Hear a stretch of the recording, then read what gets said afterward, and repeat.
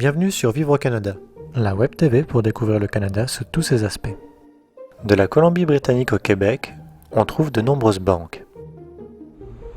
Les services qu'elles offrent toutes sont très similaires, mais le système bancaire canadien diffère par exemple de ceux qu'on peut trouver en Europe.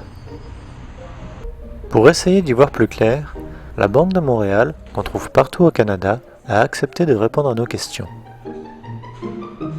Je m'appelle Julien Dufresne, je suis directeur services financiers ici à la succursale principale Place d'Armes, dans le Vieux-Port de Montréal. Chaque nouveau client qui désire ouvrir un compte à la Banque de Montréal doit se présenter, bien entendu, avec 2 pièces d'identité.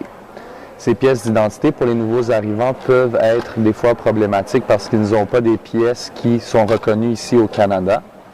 Donc, la plupart du temps, on va demander un document d'Immigration Canada qui est remis au nouvel arrivant lorsqu'il arrive au Québec. Ensuite, toute carte de crédit peut fonctionner si la carte de crédit, bien entendu, possède le nom du nouvel arrivant, bien identifié sur la carte. Aussi, le passeport, qui est un passeport valide, donc la date d'échéance, elle est toujours valide au moment où le client se présente dans la banque, va être une pièce reconnue pour faire l'ouverture d'un compte. Donc, le classique va vraiment être un client qui se présente avec son passeport et un document d'Immigration Canada.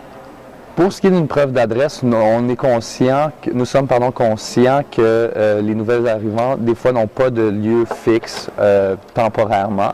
Donc, ce qu'on va prendre la plupart du temps, c'est soit l'adresse où ils séjournent principalement pour les 2-3 premiers mois. Ensuite, on va demander aux clients de nous avertir suite à tout changement d'adresse. Nous allons prendre, bien entendu, un numéro de téléphone où ils peuvent être rejoints. Et puis, des fois, dans le cas où le numéro de téléphone n'est pas possible, on va prendre une adresse courriel. Comment les comptes bancaires vont fonctionner principalement, comment moi je l'explique aux nouveaux clients, c'est un peu comme un forfait de cellulaire. Pour un compte bancaire, il faut s'abonner à un forfait. C'est sûr qu'il y a toujours l'option de payer à la transaction, ce qui est habituellement peu avantageux pour tout type de client. Donc, dépendamment du nombre de transactions, du service que le client recherche, on va essayer de bâtir un plan qui va être vraiment à la convenance de ces nouveaux clients-là. Plus qu'il va y avoir de transactions, plus que le prix du forfait ou du plan bancaire va être à la hausse. La différence de prix, un forfait illimité, premièrement, notre forfait illimité le moins dispendieux est de 13,95 $. Un programme qui va avoir une limite, par exemple, de transactions de 30 transactions par mois est 8,50 $ en ce moment.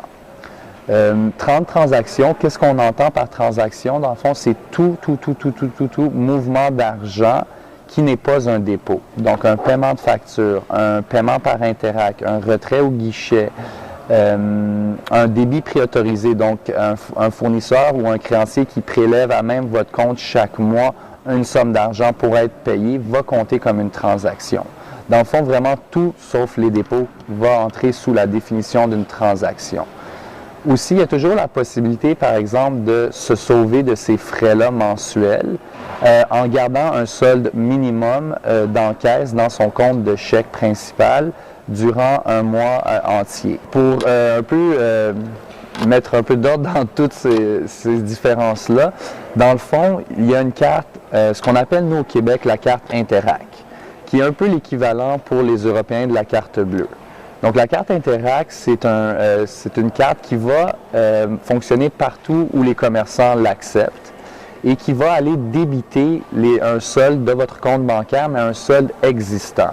Donc, une carte Interac ne vous permet pas d'aller, comme une carte de crédit le ferait, utiliser des fonds non disponibles en ce moment. Ensuite, séparé de la carte Interac, les Canadiens ont le choix d'obtenir une carte de crédit qui est vraiment distincte de la carte Interac elle-même. La carte de crédit, elle, va vous permettre de faire des achats avec des fonds que vous ne possédez pas nécessairement aujourd'hui. Donc, c'est vraiment la distinction qu'il faut faire entre la carte Mastercard et la carte Interac. Chaque banque va donner un nom spécial à sa carte, comme par exemple, nous, Banque de Montréal, c'est la carte MaxiCarte. C'est pour ça qu'on va offrir des cartes de crédit aux nouveaux immigrants sans problème, mais on va demander la plupart du temps un collatéral ou une caution. Les chèques sont quand même une monnaie courante, je vous dirais, ici au Québec. Donc, la plupart des gens vont encore utiliser le fameux chéquier traditionnel avec une cinquantaine, une centaine de chèques. Il y a des délais pour faire la compensation d'un chèque. La plupart des gens, honnêtement, vont utiliser des chéquiers encore aujourd'hui pour régler leur loyer ou leur logement. C'est vraiment, je vous dirais, le meilleur moyen de payer son propriétaire si on est quelqu'un qui vit à loyer, dans le fond. La Banque de Montréal est vraiment... toutes les succursales ont le même mode de fonctionnement. Donc, que vous soyez client à Vancouver et en voyage au Québec, par exemple, vous pouvez être servi comme si vous étiez vraiment à la succursale avec laquelle vous faites affaire la plupart du temps. Donc, il n'y a pas vraiment de centralisation dans le sens où vous devez toujours aller à votre banque à vous. Chaque banque de Montréal est disponible pour servir nos clients dans l'ensemble du Canada. C'est sûr que ça coïncide bien en ce moment avec l'offre que la banque fait pour les nouveaux immigrants, dans le sens où nous avons mis sur pied un programme qui va faciliter l'intégration au système bancaire canadien pour les nouveaux immigrants en leur offrant 1 an de service bancaire gratuit. Ce service bancaire va comporter un nombre de transactions illimité par mois. Donc, ce qui va permettre vraiment aux nouveaux immigrants de s'habituer et voir le fonctionnement du nombre de transactions qu'ils auraient besoin éventuellement. Il faut vraiment faire la différence entre une personne qui vient ici temporairement sous un visa pour étudier, travailler pour une courte période de temps, versus une personne qui veut s'installer et qui va appliquer pour son statut de résidence permanent.